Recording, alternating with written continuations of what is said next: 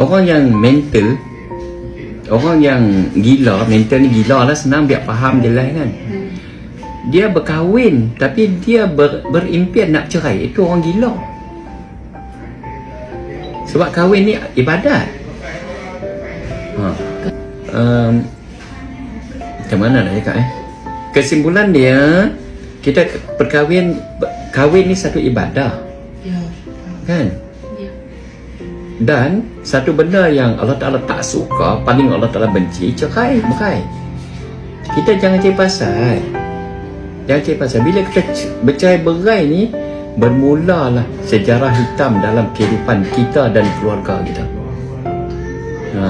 Okey. Kak muda lagi, umur 30. Saya tak tahu cerita apa cerita tiba-tiba timbul mental tak mental ni. Yang penting, kalau Kak jangan mengaku apa, jangan mengaku apa. Saya cakap secara umum ni. Kalau Kak nak cerai dengan abang, ataupun abang nak cerai dengan Kak, nak cerai lah ni. Saya tak mau kata sebelah mana pihak. Bermulalah sejarah hitam dalam keturunan ni. Percayalah cakap saya. Apa maksud sejarah hitam? Kalau Kak tak nak, kalau Kak dengan abang tak ada anak, tak apa. Dah ni ada anak tu pula comel. Sebab banyak anak-anak dara mai sini hak jual badan. Puncanya, bila saya tanya, jawapan dia mula-mula dia cakap, Ustaz, saya sedih mak pak saya bercerai. Sebab tu saya jadi macam ni, Ustaz. Saya tak mau hidup saya macam ni.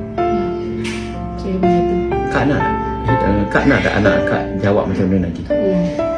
Kira anak saya ni kira legacy dia yang kedua.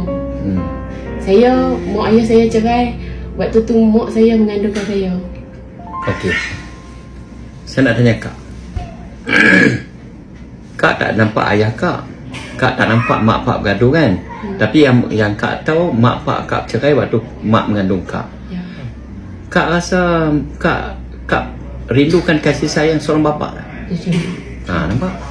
Lepas tu Kak nak cerai, Kak nak bagi anak Kak rasa macam mana Kak rasa? Takkan fikir banyak lah nak cerai ni. Fikir banyak abang ni. Saya tak tahu cerita apa ni, tiba-tiba timbul cerita ni. Jadi fikir banyak lah. Dunia ni sementara je. Dunia ni sementara je. Percayalah. Bahagia apa sementara, derita apa sementara. Okey. Takdir Allah, Kak dengan abang bercerai. Okay. Tak mustahil Kak kahwin lain.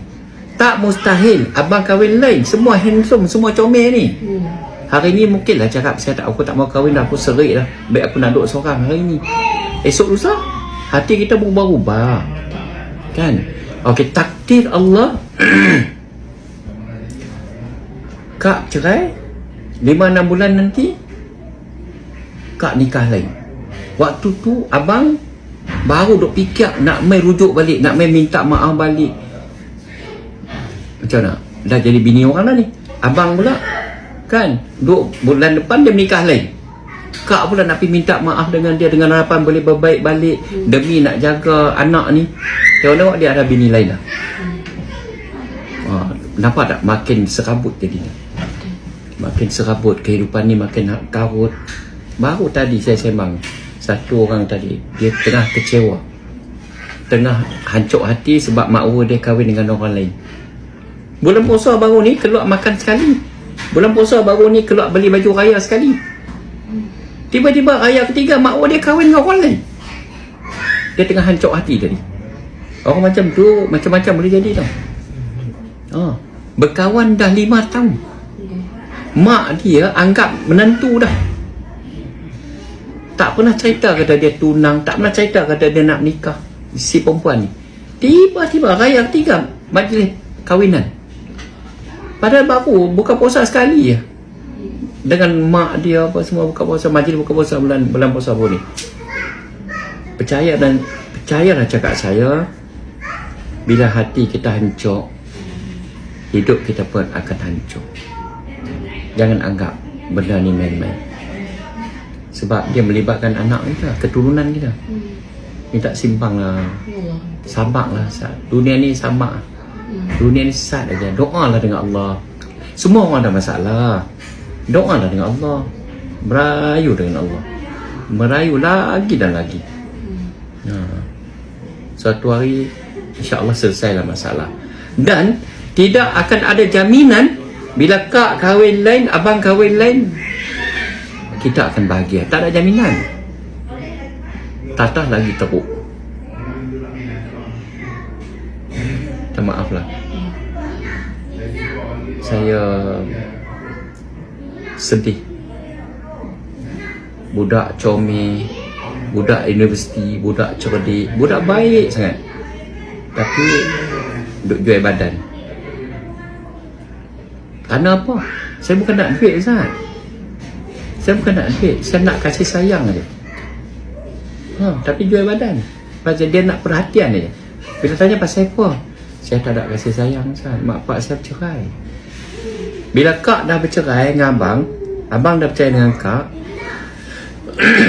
abang lunggukkan anak abang dalam duit, abang lunggukkan anak abang dalam mai pun, dia tak hilang dah kelukaan tu. Sebab sebelah abang ada bini lain, sebelah kak ada laki lain. Kak bayar, faham tak? Apa saya cakap ni? Bila anak tu pergi rumah kak ada suami lain, ada anak lain, dia rasa terasing lah. Dia nak masuk rumah pun dia rasa takut. Dia duduk dalam rumah pun dia rasa serba salah. Kan? Dia nak pegang, nak buka TV. Sekejap anak kak dengan suami baru kata, ni bukan TV kau, TV aku. Hancurnya hati dia. Boleh bayang tak benda tu akan berlaku? Dia nak pergi mana? Nasib baik dia cerdik. Ada budak yang main sini lah. Nasib baiklah dia cerdik, duduk mengajar kat UKM. Kalau dia pergi lorong, macam mana? Kalau dia pergi lorong, kak nak keturunan kak jadi lagi. Keturunan saya memang macam tu dah. Tu dia sudah. Tu dia.